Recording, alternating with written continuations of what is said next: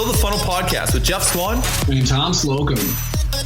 We're here to help you crush your targets with tactical tips and insights you can act on today. Don't have a fancy tech stack, a big budget, or even a huge team to lean on? Well, it's time to get that solved today with FTF Fridays.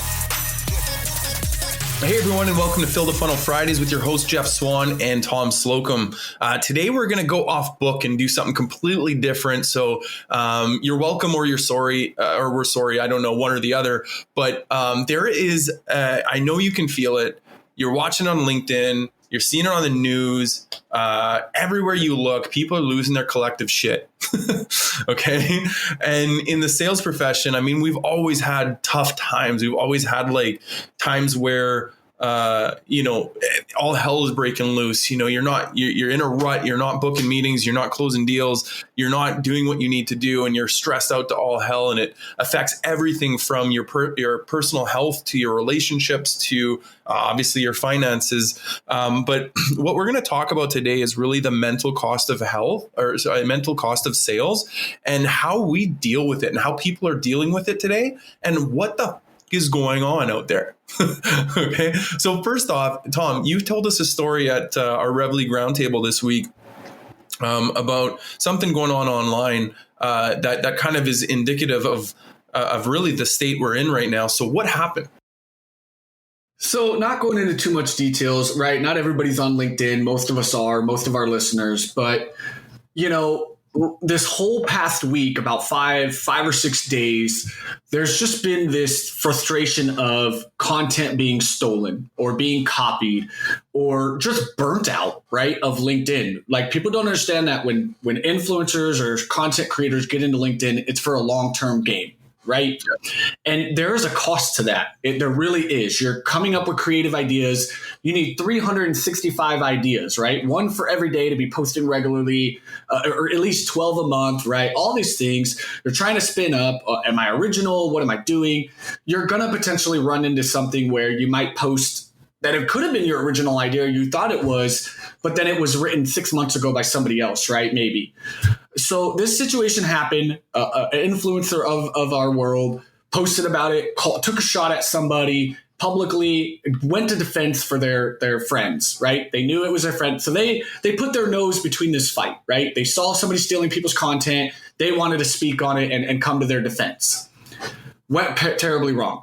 Love the guy to death. He didn't mean it. But like I told you when we jumped on here today is that's a sense of frustration right now that we're all dealing with. And it took that was the straw that broke the camel's back. Was it a poor way of going about it and taking a shot publicly? 100%. Come to find out, he deleted it. He issued a public apology, wrote it all out, which showed a major amount of growth and maturity and came terms with it. But then it led to multiple people piggybacking off of that. Hey, did you see the major LinkedIn news this week? Yes or no? It turned into polls. It turned into all these people being like kind of now running their mouths on their take on it, right? But what it comes down to is we're burnt, man. This past 2 years, like, can you believe 2019 is coming up on 3 years ago? Like, think about that. That is so mind-blowing. It's unbelievable. The last time we actually had an entire year of what you could somewhat call normal was almost 3 years ago. Almost 3 years ago. And this December will mark 2 years from when ideally COVID entered the U.S. and started this stuff, right? And then March will hit that official date we started tackling it. But we're 2 years down this pandemic road now. Things have changed. The LinkedIn silos we're all deep in because we found this sense of community, right? We wanted to be involved. We leaned on it. We were all locked in rooms. So we really went into this social network and poured ourselves into this world. We're in sales. We've got the pressure of goals. Companies' bills aren't being paid because COVID affected tons of people's pipeline. I guarantee 80% of our listeners are throwing up their hand being like, I at some way my pipeline was affected due to COVID in some shape or form.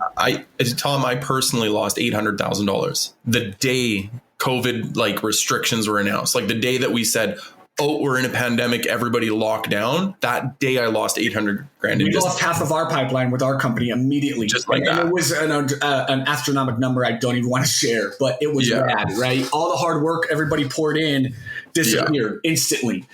So then you've got these higher pressures from leadership now. you've got this influx of SDRs coming to the market, all this noise, everybody's sharing their 2 cents. We've got the world on freaking fire, literally in Canada. You dealt with it. I dealt with it in Phoenix, Arizona. We dealt with it in California. We had hurricanes now crushing the entire East Coast. We've got like flooding, what murder hornets, like all these things that are just crushing on us while dealing with our personal things that we already dealt with every day when we woke up. And Tom, not to mention, I mean, you got to look at it no matter which side you are on the political climate. I mean, the previous 4 years before COVID even hit, we were looking at the world going crazy divide, like this insane divide, you know, one side hating the other side hating that side, and just like riots and freaking all these different things. Into a pandemic was the worst thing we could have done, right? We were already set up for failure going into the pandemic. To add on these other stresses that, you know, we've got pitchforks and fire signs at each other, and we want to take shots at each other. And honestly, and please let me, like, this is not personal. These, like, what this guy did was not, he wasn't trying to be bad, right? It was just that straw that broke the back. Like, we all have these moments, and don't act like you don't, right? If you're listening, I know you've had a bad day and shit sets you off, whether it be with your kids. We have kids. I know for a fact there's been a day where you weren't the best father you could be thus far. I have literally sat there and looked in the mirror in the morning going, why the fuck did I say that to my daughter? Like, how could I have said that to her?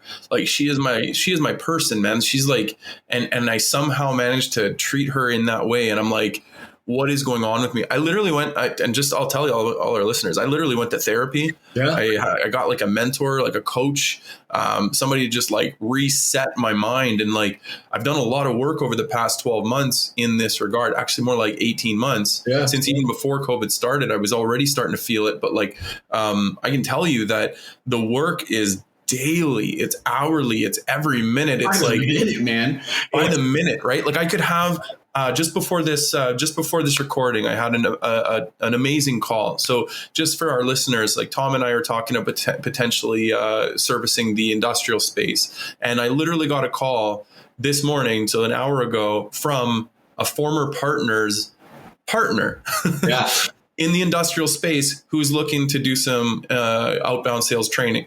And so it's like something, you know, that obviously picks me up. I'm happy, right? Mm-hmm. But get this, how many times has that happened? And then like immediately after you get some horrible call where, you know, you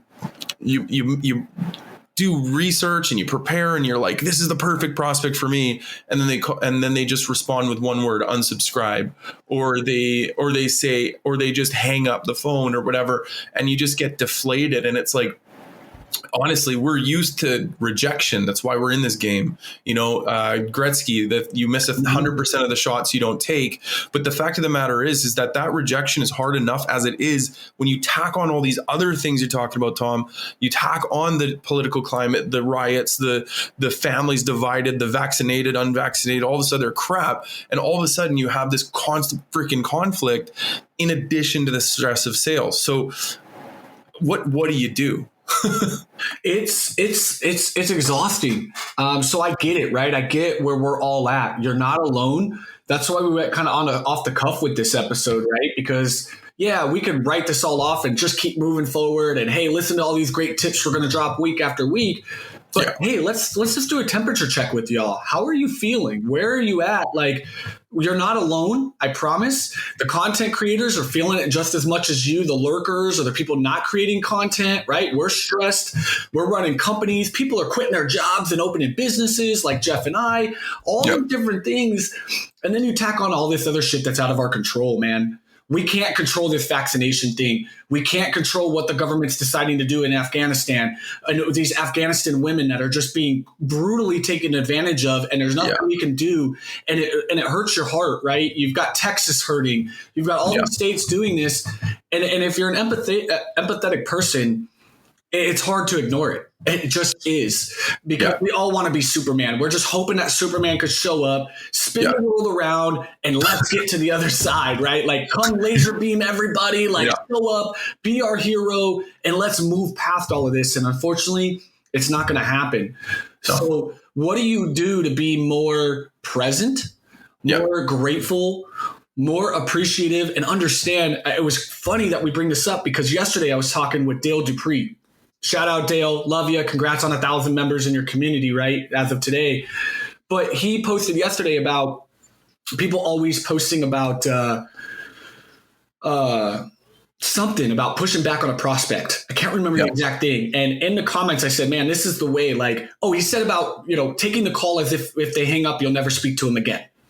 And I said, I learned that early on. Yeah, I saw that post. That was good. I like that post. Yeah. And I said, hey, I learned that early on in my career when I first got into sales, that the moment you hang up that phone, you have to imagine that you're never going to speak to them again. And it can't be truer in sales because especially when it takes 14 touches, you posted today about an average of 8 calls per prospect, right? Like 8 calls. So every time you get that connect, you got to understand you're going to restart the game when you hang up that phone.